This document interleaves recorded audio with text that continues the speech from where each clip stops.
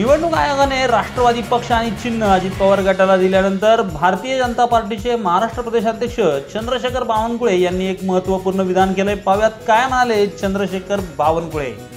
या व्हिडिओचे सहप्रायोजक आहेत Nanekar and sons. देशाच्या क्षितिजावर विकासाचा सूर्य उगवलाय।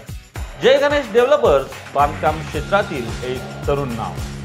अंजनी लॉन्स मंगल कार्यालय, कोंडवे धावडे पुणे।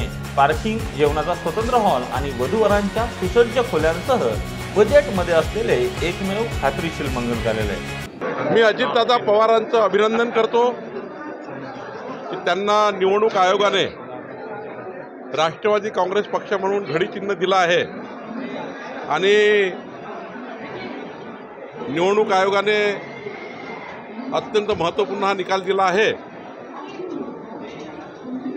आणि जेव्हा निवडणूक आयोगाचा निकाल येतो तेव्हा तो नियमाप्रमाणे, संविधानाप्रमाणे ज्यांच्याकडे जास्त लोकप्रतिनिधी, मतदानाचं काउंट ज्यांच्याकडे जास्त असतं त्यांच्याकडेच तो निकाल साधारणतः दिसतो।